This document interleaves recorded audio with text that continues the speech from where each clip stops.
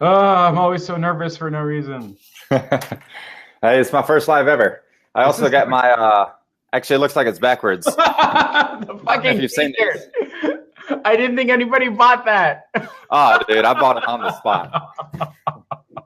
I'm gonna wear it to So networking events funny. and everything.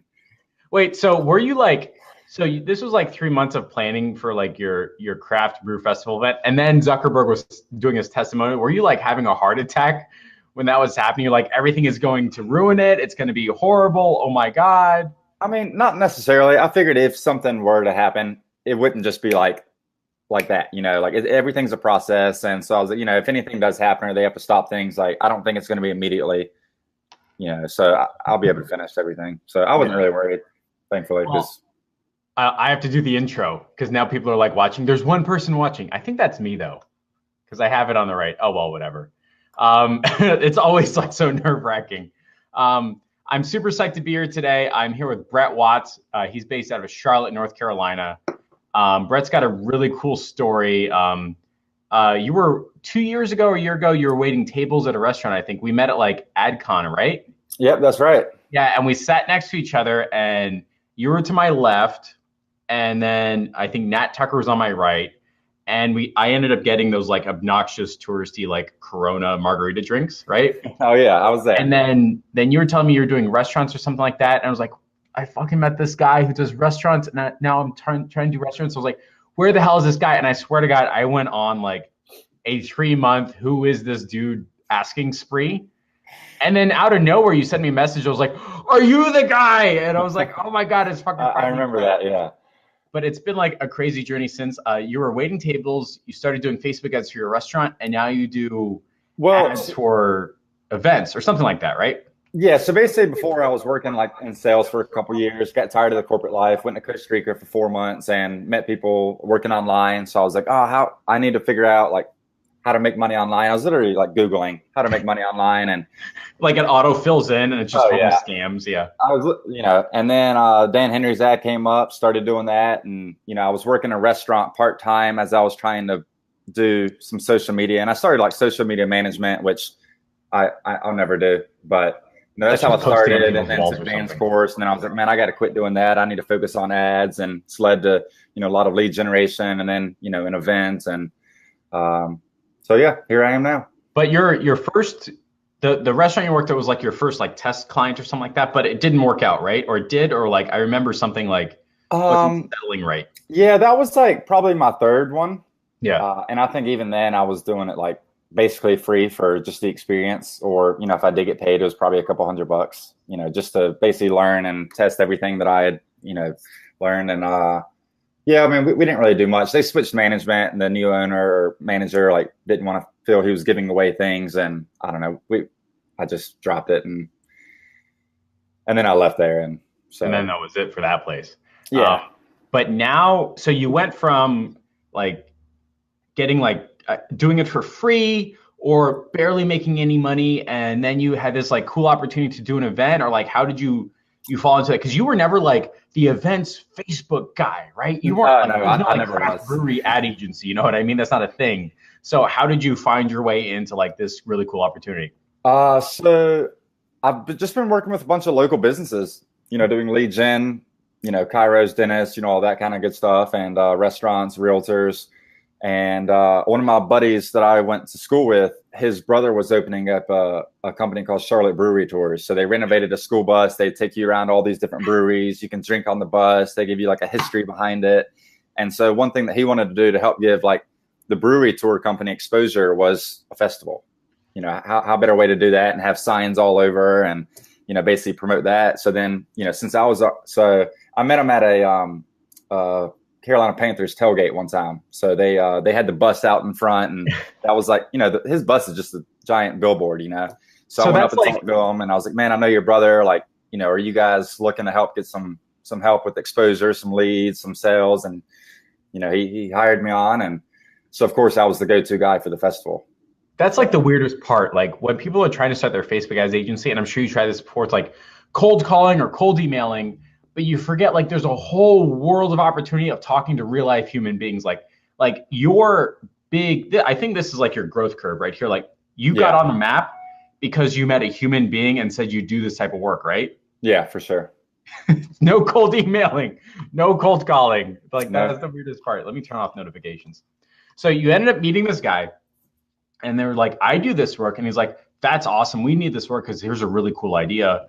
And then you immediately had a heart attack because you didn't know what to do. That's what happens with me. Oh, yeah. So basically, I accepted this event, never done an event before. And I'm like, yeah, I got this. And as I start building it out, I'm like, holy crap. Like, I honestly have no idea what I'm doing. So, like I mentioned before, like James Cluster and Leon have both been a huge help. So I was hitting them up all the time. Like, what do I do this? Can you look at my ads? Can you do this? Like, what do I do next? I'm not getting any sales. They're like, don't worry, don't panic.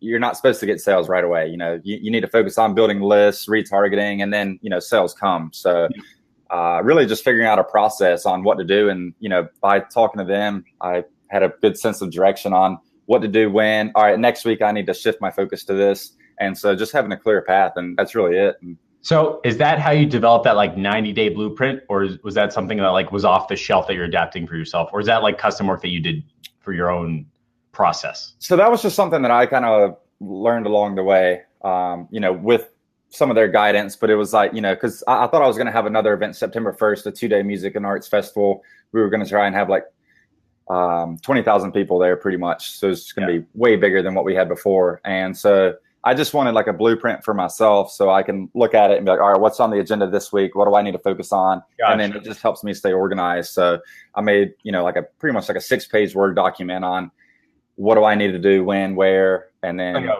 a workout plan for Facebook ads for events type thing. Pretty much. Exactly. Yeah. So you say yes. And I think that like, there's a good like quote that says like, if you get a cool opportunity, say yes and figure it out later. So you did that. Yeah. Oh yeah. Had a heart attack, called for help. And then you were telling me you're doing like custom research or something that helped you write the ad, or like, what was that thought process around? Yeah. So, it was my first event. It was also his first event. So we've all never done this at all before. So I was like, well, first I want to start off by doing a research. So I kind of followed your methods on, sending out a Facebook ad in our email list for Charlotte Brewery Tours and all of that. And basically asking, what's your number one goal when you attend, a craft beer festival? What do you hate the most about it? What are you looking to accomplish? What do you want to learn about it? Were there any like things that like you didn't think? You're like, what's your number one goal? It's like everyone's like, get wasted. Or is it like actually no? It was just try good beer, meet new friends, learn about beer. What people hated was like having nowhere to sit and like a lack of porta potties. So I immediately told him like, hey, how many porta potties? All right, we need to double that because just whatever it is, just double the number of porta potties. It helped him like in his planning just by me doing research and giving him the answers. I'm like, look, this is what people want in order for us to have a successful event and be able to do this year after year. We need to cater this to their needs. And so, I mean, he absolutely loved it. So, cool. It helped me write my ads, it helped him plan the event. And, huge success. So we're all happy. So the customer research part, you just sent out an ad that had like everyone on that email list for the business, custom lookalike Facebook, all like the normal stuff. And you asked the 5 questions. It follows the ask method, like number one, fear, goal, want, what you want to learn, stuff like that. You had this huge database that helped drive the event to success. Did that help you write the ad, or did James and Leon say, oh, don't do that at all, do something different? Not necessarily. I'd say it helped me in my follow-ups. So my email follow-ups, because basically, as you're getting all these emails and phone numbers, you need to nurture them and not just be salesy, but you need to excite them about the event. Like, this is what we're doing. This is what, in order for us to have a successful event, these are the things that we have. So it didn't necessarily help too much with the ads, but it helped with the follow-up process and to get people excited and want to share it with their friends. Gotcha. The ads were pretty much like, hey, Charlotte, mark your calendars, Saturday, April 21st, Charlotte Uptown's first ever craft beer festival. Got these bands. And it really just used a lot of emojis, bullet points. So it's easy to read. And then, just tested. Yeah.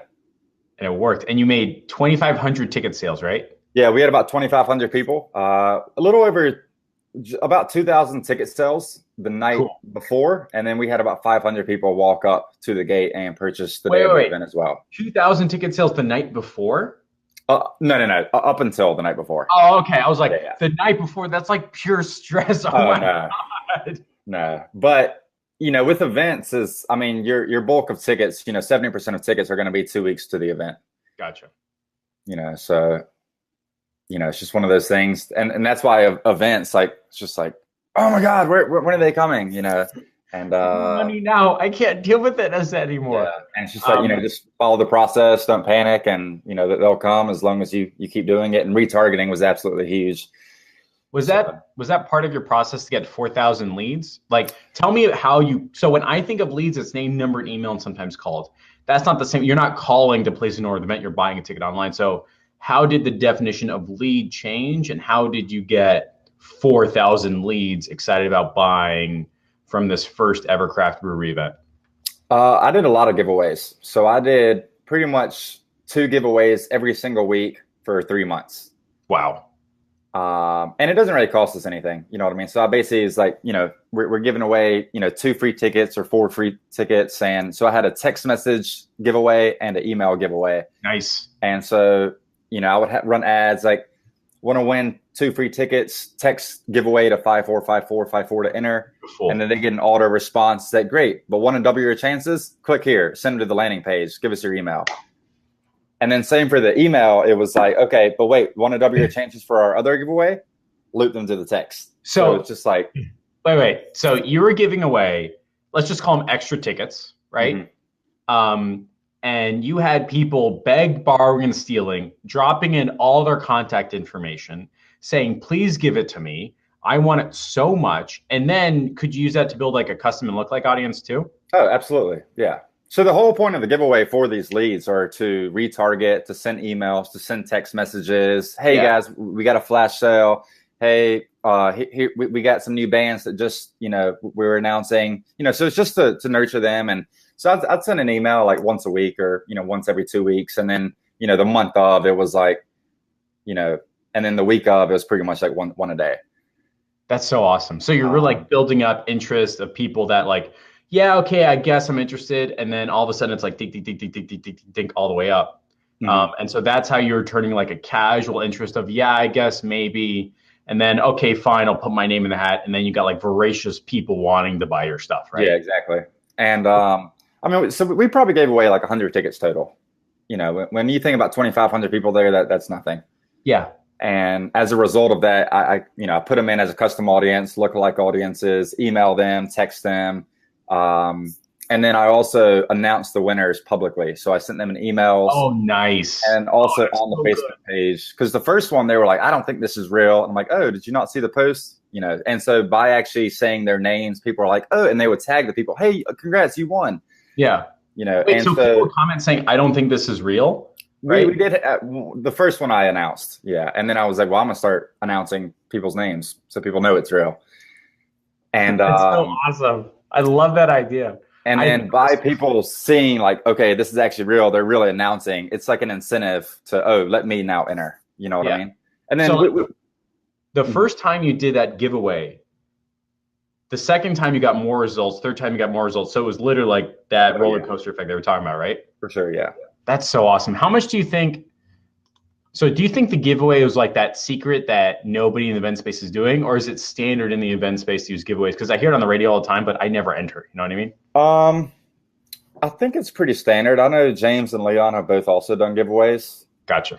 I don't know if they gave away as many as I did, but who cares? You got 2,000 people. You sold 2,500 tickets, whatever, right? Yeah. So your thought process or the way it worked with the 4,000 new leads was you did customer research that kind of like started to pre-warm an audience. And I know you got like names, numbers, and emails from that customer research. Yeah. So I also said in the research, I was like, by answering this survey, you'll be entered for a chance to win 2 free tickets. I would say 98% of all the people that filled it out left their email. Beautiful. That I could also, and then I sent them an email. Hey, thanks for doing it. Unfortunately, we only gave away 1 winner. We didn't want to exclude, everybody. So here's the 15% off that expires in the next 48 hours. So that was your first batch of sales. That's when you were like, oh my God, this is going to work, right? Yeah, we got a couple from that, but 90 days out, not a lot of people are going to buy. Yeah. People don't know what it is or, how the weather is going to be, or, we didn't even know what bands we were going to have at this time. Oh, are you serious? Yeah. And so, cool. But yeah, so. Man, we should do a masterclass on this. This is like blowing my mind, to be honest. Like the idea of like you have a 90-day plan and this is what you're doing all the way through. Cause I know you do giveaways. I never thought to do it for my local lead gen. And now you're saying, I'm like, I'm going to do it. And then you do the public announcement. You're doing the emails. You're building the lookalike audience and you're doing discounts. I think this is like super cool stuff. So that was really like your thought process on 4,000 new leads. So if anybody's watching this like live and thinking that like, oh my God, how do I do events? That's like the big chunk of it, right? Like just following, like you're going to do an announcement and then building up that process as part of your 90-day blueprint, right? Mm-hmm. Very cool. Let's see what's going on with comments. Guys, if you're enjoying this, leave a comment, things like that. BeLive is still broken. But if there's any comments, questions, concerns, I'm going to take a look and then we'll see what happens here. We've got, who's asking these questions? Somebody says, hey, what are you offering your clients for the fee that, when you did your first paid event with the brewery, how were they paying you? Was it a flat rate, percentage of sales? Is that standard in the event space? Is this kind of like an e-commerce setup where like you get a percentage, or how did that work out for you? You're talking about for the event, not the brewery tours, right? Yeah, the event that we sold like 2,000 tickets for. Okay, yeah. So I did a flat fee just to get started no matter what, and then a tiered kind of commission bonus plan. So if I sold this many tickets, I got 2%. If I sold this many, it was 3%. So the more I sold, also the higher my commission percentage was. Yeah. And so, really, as long as you do good, the commission and bonus should actually be more than the initial fee. So I charge like $2,000 flat fee to get started, no matter what. Yeah. And then, bonuses from there. So it made a few grand in commission based off the bonuses as well. So you know what I really like is like I have genuine confidence that my leads will buy if there was the follow-up. But with the event space and e-commerce, there is no follow-up. They're going to go and buy, right? They go to a website, then for sure. So you just did like the technical implementation of like the pics on the landing page, thank you page, all that stuff. And then you knew beyond a shadow of a doubt that if this was working or not, right? Like super easy. I wouldn't say easy. It was stressful. Oh no. Okay. But a beer event, people just don't buy 2 months in advance. You know what I mean? So the first month, I'm basically I don't even care. I don't push ticket sales at all. I'm only focused on building custom audiences, generating leads, collecting emails, collecting phone numbers, doing video views to retarget. And then, so basically I would have like video views objective going on pretty much the entire time, and then excluding, also other audiences. So that way, it's always getting new people. So basically when I do retargeting, I would have a custom audience that I'd retarget, and then I would duplicate that and exclude anybody I'm retargeting. So that way it gets nothing but cold audiences. And so the thought process is really like, you're going to have a cool video and then you're going to always show it to new people, right? Correct. Yeah. And then did you then say, all right, if they've watched more than 50%, send them a new follow-up ad or something like that? Yeah. And then I would send them, maybe something for the giveaway, or maybe something for, and then I would have like a flash sale going on to retarget these people that have landed on the site, or add to cart or something like that, where it's like, hey, thanks for checking out our event. Apply promo code, blah, blah, blah, for 15% off, expires in the next 48 hours. And I had such a large audience to retarget that people aren't really seeing that every day. You know what I mean? Beautiful. And it's just building every day, because the video views are going, the landing page, I'm getting more and more people, and I'm just driving people. So, my audience was pretty huge. We got some interesting questions. Steph Sign says, how much do you charge, or would you charge for event lead generation? So I know you said like $2,000 flat, but is there like an expectation that as you get better at this, you charge more? Or do people in the event space really like fight for that commission? Like they know that they're good at their job, so they make more on the commission, or we just don't know yet, right? Yeah, I don't really know yet. I think, other people that I've talked to, like James and Leon, have a different pricing structure that I have. That's just the one that I did. It's probably the same one I'm going to continue to use. An initial fee plus a bonus based off ticket sales. And the clients like that because it gives me something to work for. And so they're like, I'm cool paying you based off your results. You know what I mean? So it makes me work harder, and you know. So we got a couple more questions. Mark says, how would you apply what you did to like a live event or like a free seminar, local finance professionals, things like that? Does it apply at all? Is the thought process there, but you just switch a couple things, or is that really covered in like the blueprint? Yeah, I'd say it's about the same. You know, try and do, you know, a giveaway or maybe a PDF on, you know, this that would apply to the event. So if it's a financial advisor on, you know, how to switch to a Roth IRA or, you know, I don't know, whatever. And then just build the list, and then you need to email them and text them and, you know, provide information and value, not just to be salesy on buy this event, but you need to get them excited about it. So, you know, I would send emails all the time on, hey guys, we got a new band that just we're announcing. We got some new breweries. Here's a list of all the, you know, here's a list of all the vendors. Here's a list of all the breweries. Here's a list of all the bands. And so, you know, really just getting them excited. And in all my posts, Facebook and emails, I would say, you know, have a friend that you think's interested, forward this to them, or tag your beer and music, you know, buddies below that would love this event. And so I'm constantly asking, pretty much every post, I'm like asking people to share with their friends. Yeah. And, you know, you can look in all the comments as people tagging their friends. We should go. We should do this. I'm down, you know. And so what did you send out? Like, if you haven't announced your bands, what was that initial video? Was that just like the brewery tour saying we're going to do an event, or like, what was that like if you didn't have? So I wrote a script for them, and I was there filming. And I didn't film, but I got a videographer buddy here that's really good that we used. And I gave her a script, and she basically was in front of the Charlotte Brewery Tours bus, you know, with her shirt on and saying, "Hey, Charlotte, you know, we're Charlotte Brewery Tours. We're doing a craft beer festival. It's Saturday, April 21st. We're going to have, you know, a ton of craft beer, wine, cider, and spirits. It's unlimited samples. We're going to have a ton of live music." So it's just pretty vague. And then once we knew details, then I would start writing that in the ad copy, or, you know, we would do a new video. And that was really enough to like get the ball moving. Like, you didn't wait until everything was perfect. You said, let's just like get something moving so we can get the audience warmed up. And as they announce new things, that's an opportunity to reach out to your audience again and give them incentive to buy. Yeah, definitely. Pretty smart. Yeah. And I mean, even at that point, we pretty much knew what bands, but until we had the 100%, you know, because basically what I don't want to do is post something, people get excited, and then they back out. And then I'm like, oh no, and then you lose credibility, and then people don't want to buy because, you know, they may think that your event will do the same and kind of flop. So I wouldn't post anything until I had 100% green light. Gotcha. So so one of the bullet points in here, so I thought the video retargeting custom audience, like that strategy and that process is super powerful. Did you want to go into that like a little bit more detail? Like, I know you did the video, right? That was the first video. So you showed that to like everybody that you could.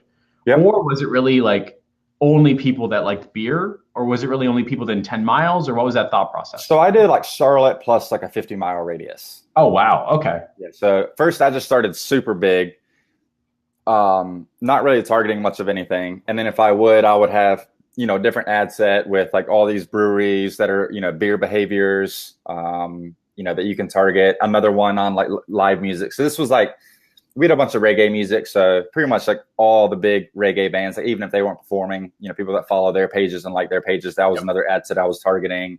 So, and then I was even targeting like events and, you know, people that like Ticketmaster or Eventbrite, because they're probably ones that, you know, want to go.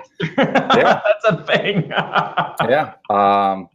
And then I would have videos going with like, you know, video views running the entire time. And then I would exclude, you know, have another one where I'm like excluding the retargeting people. So that way it's only getting cold audiences. And then people that watch, you know, 50% or more, I then throw them in a custom audience. And then over time, we had like 4 or 5 videos.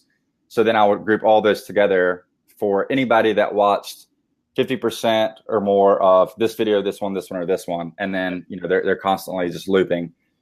And I'm excluding those people. So it's getting more people at the same time. Did you know how to set that up beforehand? Or was that really like James and Leon like helping you figure out that process and things like that? No, I knew how to do custom audiences and and all that. Yeah. Very cool. But some of those strategies were given by them. Okay, cool. Well, I'm saying it because like I know that like events, and I've talked to people who do events, like Todd Mobley. He runs ads for like the Detroit Auto Show, and he's having the standard events problem, which is we've got people interested, but they're not buying. And I think what's interesting is your thought process behind like, yeah, you know what, we're doing giveaways so that like there's a level of excitement, and we're announcing stuff. There's a level of legitimacy.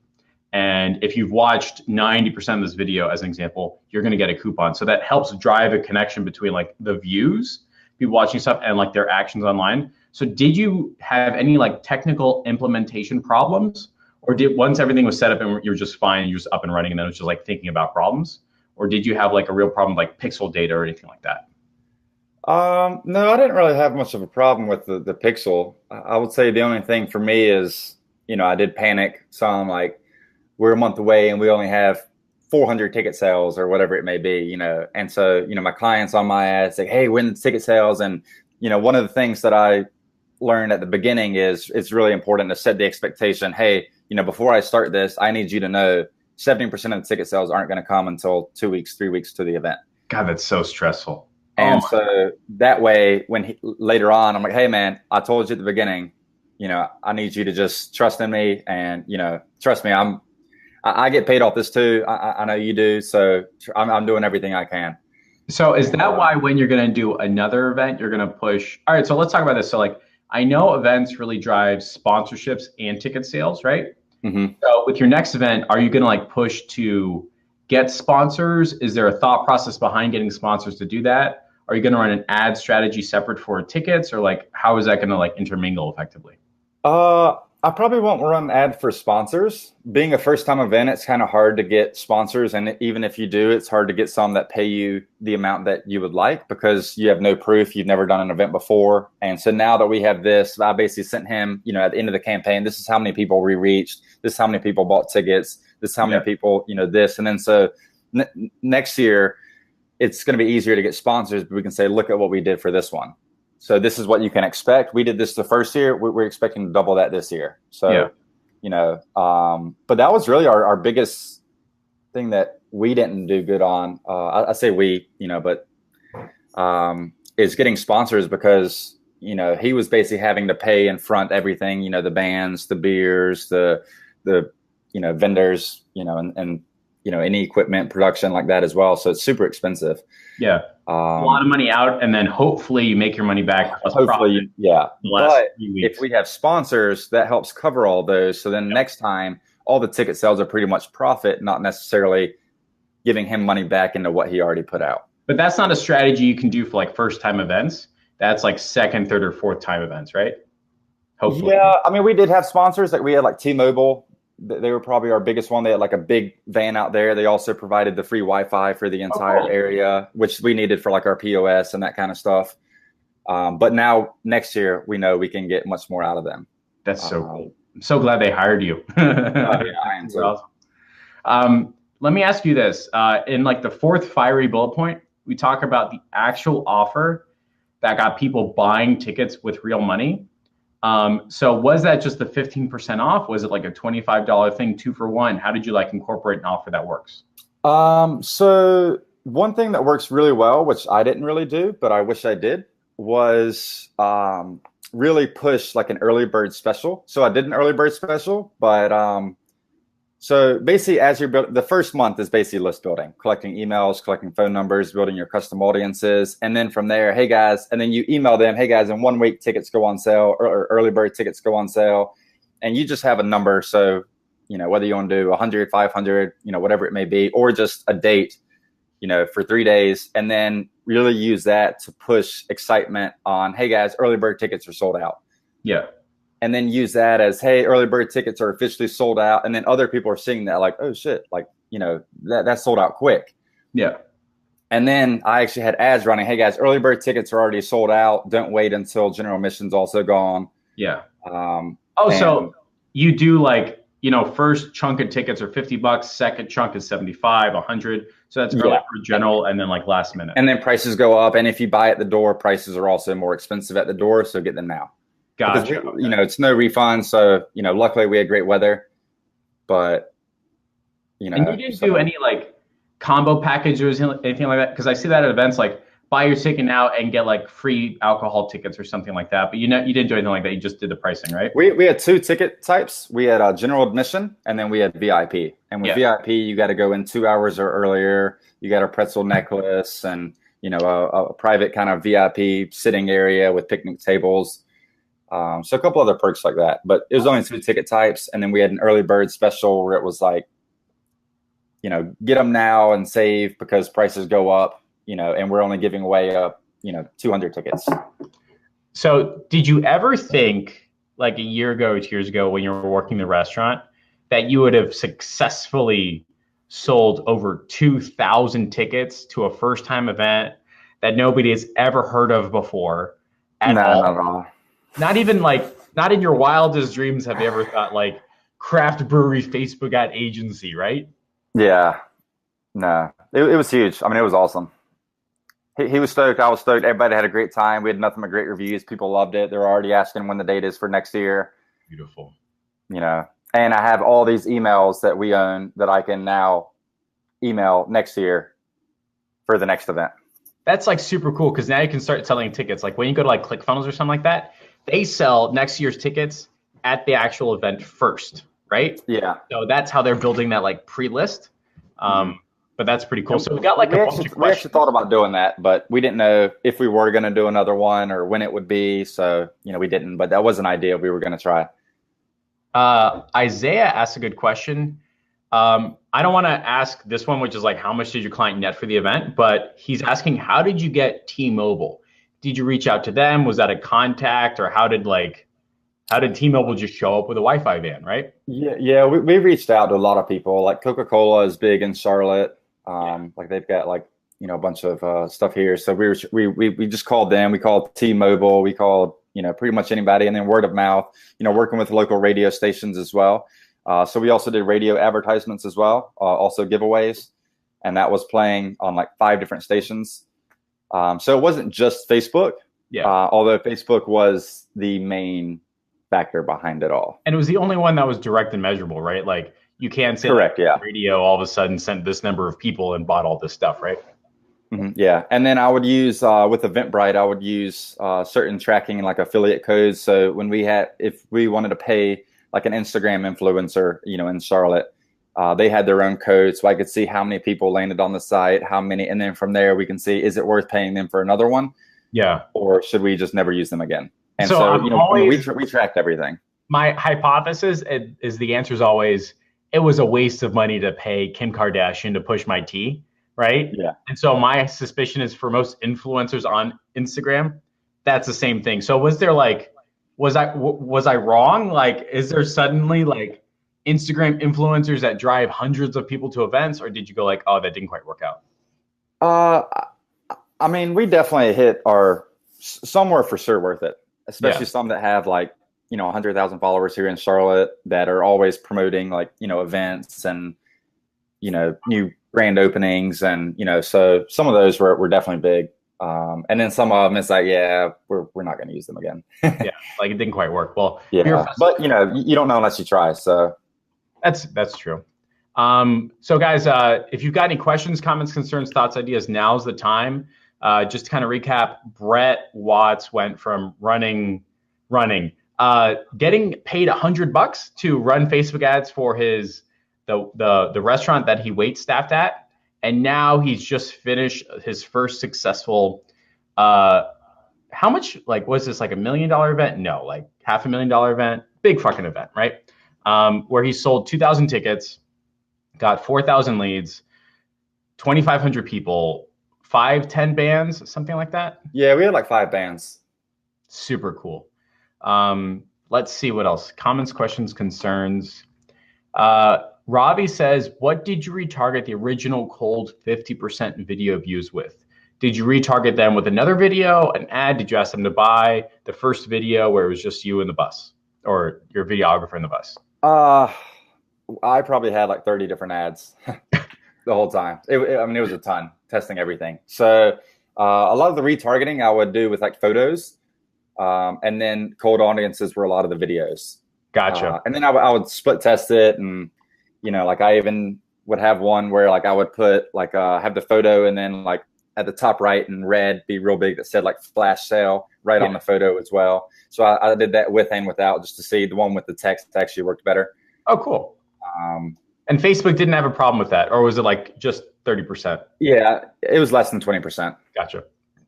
Jerry says, how did you do your drawing to make it legit? Did you put everyone's name in the hat and draw publicly? Or did you just like, oh, I know this guy, he wins? No, I didn't pick anybody that I knew. And all my friends were asking me, like, let me do that. I'm like, no, man, you got to support me on this. I'm not giving you a free ticket. I wasn't giving anybody free tickets. Like, no, this is my job, idiot. Yeah. I'm not messing it up for you, okay? Yeah. You can buy your own ticket. So I announced everything publicly. I first did, I sent them, before I put it on social media, I would send an email and a text out. And then a lot of them I would actually say, to drive more traffic and get more people to retarget as well, I would say, want to see the winner? Click here, and I would send them to a landing page that I built on ClickFunnels saying, here's the winner, but wait, here's a promo code for 15% off by in the next 48 hours. So that's an easy way to turn the curiosity into like actual dollars, right? Yeah. That's so awesome. Because when I was first sending emails and text messages saying, here's the winner, and even if I said like, here's a promo code, we weren't really getting much sales. But when I said, click here to do it, and then I send them to a landing page where I can put more information and a video and kind of get them excited, and then like a countdown on when the promo code expires, I was getting much more. What an easy idea. Like that is super implementable by like any business right now. Like do a giveaway, give away 2 tickets or vouchers or coupons or whatever. Hey, thanks for signing up. Do you want to see the winner? Go to the landing page. This is your idea, right? Go to the landing page, have the drawing, the video, whatever. But wait, if you didn't win, get 50% off by clicking here, right? Yep. And then I would also, a day later, after I sent the emails and texts out, I would announce it on Facebook and Instagram, and I would actually put their real names, you know, the people that won. So people see we are really announcing winners. And that matters a lot to like first-time events, like the level of authenticity, like for sure. Actual event, because everyone's like you mentioned before, is this a real thing? Is this going to flake out? Nobody wants to invest their money and their time and their emotional energy. But that happens, and that proves that it's legitimate and real. 100%. Jerry says that idea just helped me tremendously. Jerry, that's awesome. I'm glad to hear it. Artem says, what's your objective for the next 3 to 5 years in terms of industry and income? So is this like the start of a train that you're like, I'm just going to start doing events and I'm going to make 200 grand a month and it's going to be amazing and awesome. I'm going to have a whole team. Or do you just want to see yourself as like a solo agency working with small events? Or is it kind of like whatever you feel is moving forward? Whatever happens. Yeah, I don't really have a solid plan. I'm down to do new events. After doing this, I realized events are way more work than just simple lead gen, because you're not just collecting emails, but you're also constantly following up with them to get them excited about it. And so I can only have, basically if I'm just doing lead gen, I can probably handle, 10, 15 clients. Yeah. If I have an event this size or bigger, I can probably only handle a couple of lead gen accounts on top of this, because it's so much work. But in return, you're really just focusing on one thing and maybe a couple side projects, and the payout is much higher than what I would get from a couple lead gen, even if I'm charging them a pretty good penny as well. Yeah, because you're getting the flat rate plus the commission. So like as you sell more tickets and as the event gets bigger, you're going to make more money. So is that common in like the event space to have a flat fee plus commission, or is that just because it was you in this first time event? I just wanted a flat fee in case I bombed it. Gotcha. I would at least get something. Yeah, that makes sense.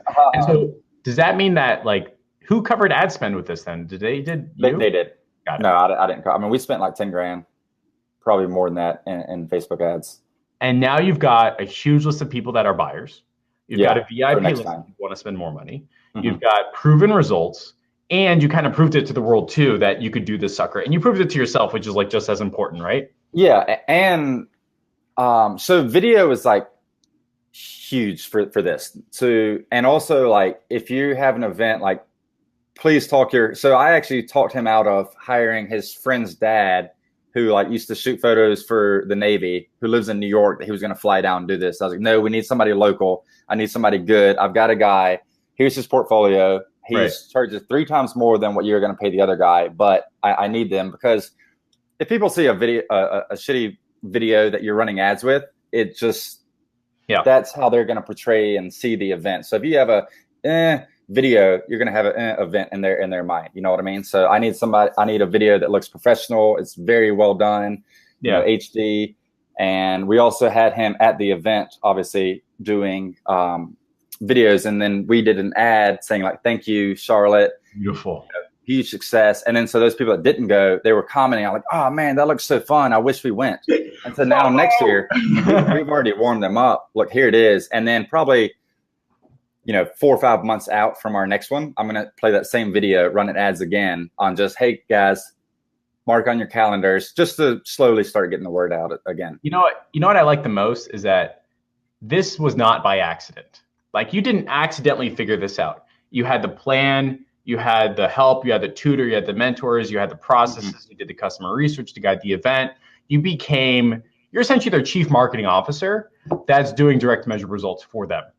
Yeah. I think that's so fucking cool. And I just they basically have, it's basically the two co-owners, and then they have like, you know, a couple bus drivers, a couple brewery tours guides, but they don't really, they just, hey, do your job and that's it. You know, they actually like call me now and they're like, hey, you know, I consider you part of the team. Like, what do you think we should do with this? Yes. You know, and so that gives more value for me. And they look at me as the expert, you know, even things outside of the festival, they still call me. I'm like, hey, you know, what do you think about this? You know, which is pretty cool because now that I did such a great job with them, and then they're even referring me to other people. Oh my God, dude. And so I just posted on my Facebook wall yesterday or the day before, like a testimonial that he gave me as well. That's so cool. So the bad news for everybody watching is that we're kind of coming to the end of the 45-minute interview. So that's Brett. He showed us like a couple expert secrets on how to get direct measure results for Facebook ads for events, and specifically for craft breweries, ranging from doing like just general videos and retargeting custom audiences correctly, doing that really cool trick of, hey, we announced the winner, click here to check it out, and then having that awesome just take action discount code right now.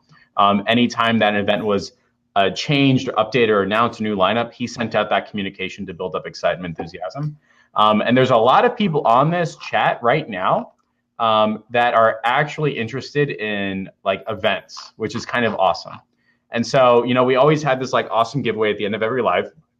And so what I want you guys to do is, if Brett has helped you figure out something awesome and something useful that will allow you to approach a new client, a new customer, charge more, get better results, he actually has a 90-day blueprint for in-person ticket sale events that applies to not just craft breweries, but also financial seminars, or if you're trying to set up your own Facebook ads event, or if your goal is to get people out of their butts and into an event by giving them money. Everything that we talked about is actually already written down. And it's essentially his 90-day plan for an event that you can use for any of your events. So if that's something you're interested, you got to comment, Brett, give me that 90-day plan, and he's going to give it to the first 5 people. And you're going to get his Word doc that outlines everything that he did, the thought process of the strategy. I've seen it. It's absolutely awesome. It literally removes the stress. Well, there's still some stress, but it removes the brain flare and the frustration, the unknowingness of running an event. So if that's something you're interested in, just leave a comment saying, Brett, give me that 90-day plan. Without comments, Yazan, just without typos. There's so many. How did you do that?